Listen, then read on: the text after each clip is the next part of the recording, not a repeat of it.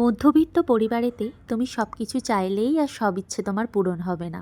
তার জন্য তোমাকে ধৈর্য ধরতে হবে, তার জন্য তোমাকে সময় দিতে হবে। আমার একটা মনের আশা এবং শখ রয়েছে, সেটা কি তোমরা ভিডিওটা দেখলেই বুঝতে পারবে। শুভ সকাল, welcome back to our channel. কেমন আছো তোমরা? আশা করি ভালো আছো, আর আমিও ভালো আছি। আমার নতুন আরও একটি ভিডিওতে তোমাদের সবাইকে জানাই অনেক অনেক স্বাগত। কাল রাতে চিকেন বানিয়েছিলাম, আর সেই চিকেনটাই যাতে নষ্ট না হয়ে যায় তাই গরম করে রাখলাম, আর একদিকে বসিয়েছিলাম চা।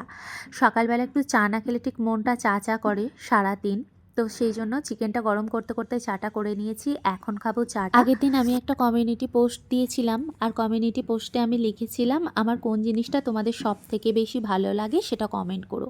তো আজকে বেশ কয়েকজন মানুষ কমেন্ট করেছে, আর তারা হচ্ছে আমার অত্যন্ত প্রিয় একজন মানুষ। তারা যে কমেন্ট করেছে সেটাই আজকে তোমাদেরকে পড়ে শোনাবো এবং উত্তরগুলোও দেবো। আমার প্রিয় মাসিমণি আমাকে বলেছে তোমার কথাগুলো খুবই ভালো লাগে। আমার কথা শুনতে ওনার খুবই ভালো লাগে। তোমাকে অনেক অনেক ভালোবাসা মাসিমণি। আমার মামুও অত্যন্ত একটা সুন্দর কমেন্ট করেছে এবং আমার এটা খুব ভালোও লেগেছে। তুমি খুব সুন্দর করে কথা বলো মা, আর সহজেই মানুষকে আপন করে নাও। এইসব তোমার বাড়তি গুণ, আর আমার চোখে তুমি সব থেকে সেরা। এত গুণ আছে কিনা আমি জানি না মামু, শুধু এইটুখানি বুঝি যাকে মামা বলেছি তাকে মনের ভিতর থেকেই বলবো, যাকে মাসি বলেছি তাকে মনের ভিতর থেকেই মানবো। আর যদি না কোনো সম্পর্ক আমি রাখতে পারি তাহলে সেই সম্পর্ক তৈরি করার কোনো মানেই হয় না। মামা, মাসি, দিদা, দাদু, ওই দেশেতে যে ওরা রয়েছে, ওরা যে আমাকে এত ভালোবাসে সেটা আমি মনের অন্তর থেকে প্রচণ্ড পরিমাণে ভালোবাসি, কিন্তু আমি প্রকাশ করতে পারি না। রিয়া বনু আমাকে একটা কমেন্ট করেছে এবং এই বনুটা আমাকে অনেক ভালোবাসে। সে আমাকে লিখেছে তোমার ব্যবহার, তোমার আচার আচরণ, তুমি মানুষটাকেই ভালো লাগে। পৃথিবীর আর সবাই ভালোবাসুক না বাসুক, এই কটা মানুষ যে আমাকে ভালোবাসে আমি তাতেই অনেক খুশি, তাতেই আমি অনেক আনন্দে আছি। মায়ের চোখে তো একটা মেয়ে সবসময়ই সেরা থাকে, সে মেয়ে দোষী করুক না কেন, গুণী করুক না কেন, আর যাই করুক না কেন, তাই আমি আমার মায়ের চোখে সবসময়ই সেরা। তাই আমার মাও একটা কমেন্ট করেছে তুমি আমার মা, আমার মা সবটাই আমার সবার সেরা। মায়ের কাছে একটা সন্তান সেরা, এই কথাটা শোনার মতো সুন্দর পৃথিবীর আর কোনো উপহারই হয় না আমার মনে হয়। আজকে আমি দুদিনের ভিডিও একসঙ্গে অ্যাড করেছি। আসলে আমার আগের ভিডিওটা অনেক ছোট ছিল, আর সত্যি কথা বলতে কি ভিডিও কমপ্লিট না করেই আমি আবার দ্বিতীয় ভিডিও শুরু করে দিয়েছিলাম, তো সেটা আমি বুঝতে পারিনি, তাই ভাবলাম দুটো ভিডিওকে এক। সকালবেলা ঘুম থেকে উঠে দেখলাম বাইরে এত পরিমাণ কুয়াশা পড়েছে। এই কুয়াশার মধ্যেই সত্যি কথা বলতে কি ঠান্ডা ঠান্ডা লাগছিল, তাই ঘরের মধ্যে ঢুকে আবার ঘুমিয়ে পড়েছিলাম। ঘুম থেকে উঠে চা নিয়ে বসেছি, আর এখন খাবার বেশ কয়েকটা ইচ্ছে আছে। যদি কখনো আমার কিছু হয়ে যায় বা আমি যদি মারা যাই, তাহলে তোমাদের কানে হয়তো এই কথাগুলো ভেসে উঠবে। আমার ইচ্ছেগুলো আমি আজকে এই ভিডিওর মাধ্যমে প্রকাশ করে যেতে চাই। যদি আমার বাই চান্স কখনো কিছু হয়ে যায়, আমার হাজব্যান্ডকে আমার বলার যদি কোনো রকম ক্ষমতা না থাকে, তবু ইচ্ছেগুলো এই ভিডিওর মাধ্যমে রেকর্ড হয়ে থাকবে, আর সেটা আমার হাজব্যান্ড শুনে আশা করি সে পূরণ করবে। একটা মানুষ সকলের কাছে তো প্রিয় হতে পারে না, তবে আমি যে এই কটা মানুষের কাছে প্রিয় তার জন্য আমি অনেক খুশি। বিশ্বাস করো, আমি মনের ভিতর থেকে বলছি। 1:30টার মতো বাজে, আর স্নান টান তো পুরো করা কমপ্লিট হয়ে গেছে, তোমরা দেখতেই পাচ্ছ। আর এখন যাবো একবার ছাদেতে। ছাতেই কিছু জামা কাপড় আছে, সেগুলোকে ধুয়ে শুকনো করতে দেব, মানে ওই যে দেখো ওই যে বালতিতে। আর এখানে থেকে একটুখানি জল নিয়ে যাব শিবের মাথায় ঢালার জন্য। আজ তো বৃহস্পতিবার, তো সেই জন্য ভাবলাম বাড়ি থেকেই জল নিয়ে যাই, নিয়ে গিয়ে শিবের মাথায় ঢেলে দেবো। তো ঠিক আছে, চলো এখন ছাদে যাই, তারপর তোমাদের সাথে কথা হবে।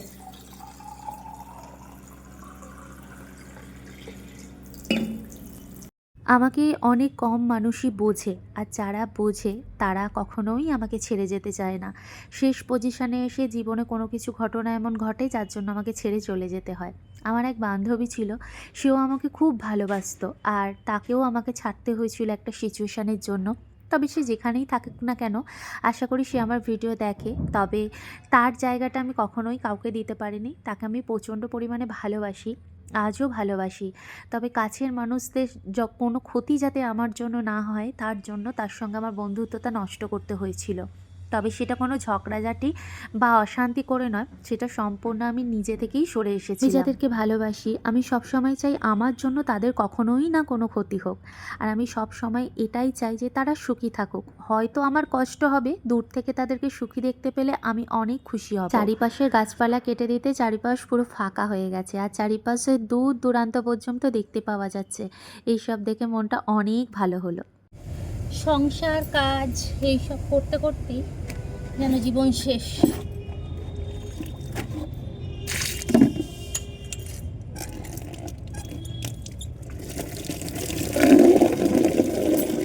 ছাদ থেকে এসে আমি রান্নার তোড়জোড় করতে বসে পড়েছি। বেগুন ভাজা করেছিলাম আর এখানে পালং শাকের তরকারি করব বলে ওই কড়ার মধ্যেই সামান্য তেল আর পাঁচফোড়ন দিয়ে একবারে বসিয়ে দেব, তাহলেই হয়ে যাবে তাড়াতাড়ি।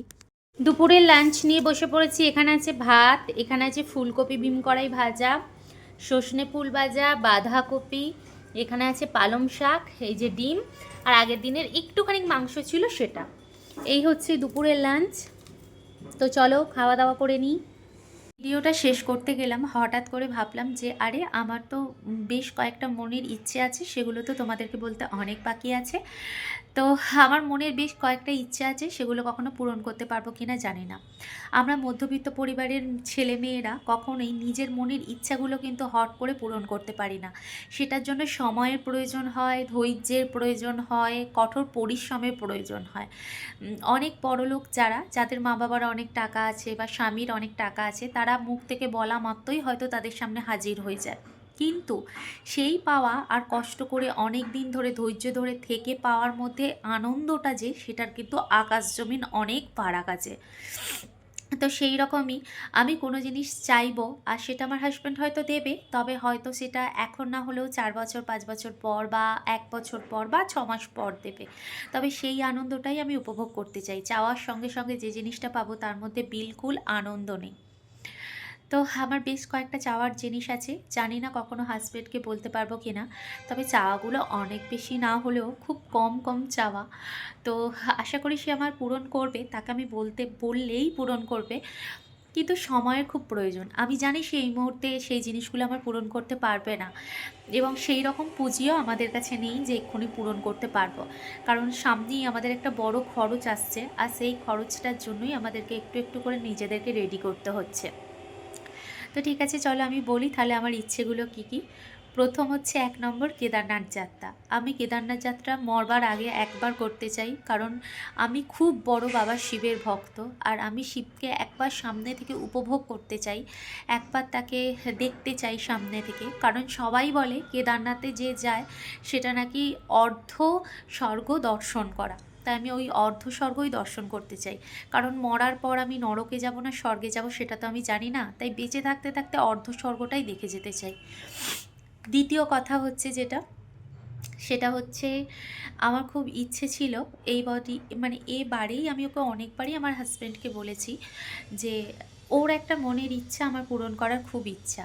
ওর খুব ইচ্ছে ছিল যে ওর রিটায়ারমেন্টের পরে ও একটা একাডেমি খুলবে, আর সেখানে অনেক গরিব বাচ্চাদেরকে যারা আর্মিতে জয়েন করতে চায় বা যারা ফোর্সে যেতে চায় তাদেরকে ট্রেন্ড করবে, মানে ট্রেনার হিসাবে ও দেবে।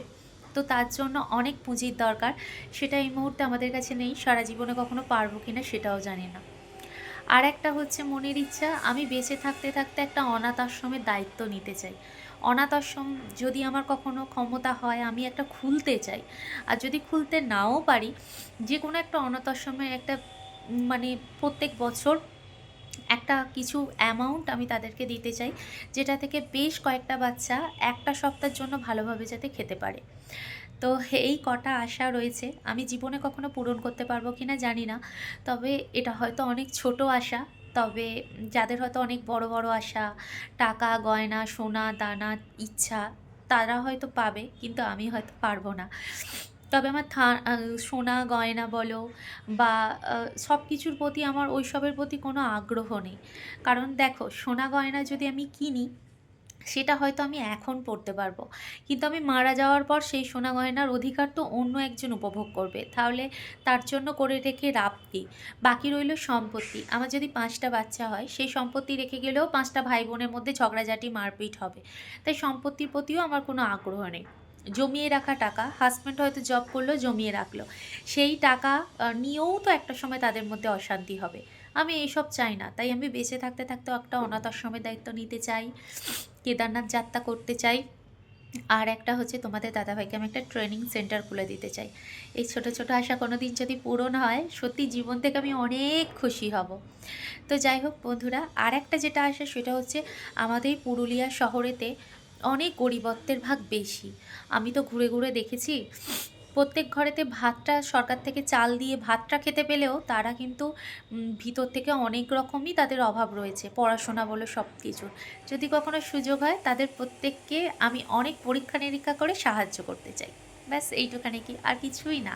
তো যাই হোক বন্ধুরা, আজকের ভিডিওটা এতটুকু। প্লিজ তোমরা একটা করে লাইক দিয়ে কমেন্ট করে ভিডিওটা দেখো। প্লিজ প্লিজ প্লিজ একটা লাইক করো। ভালো থেকো।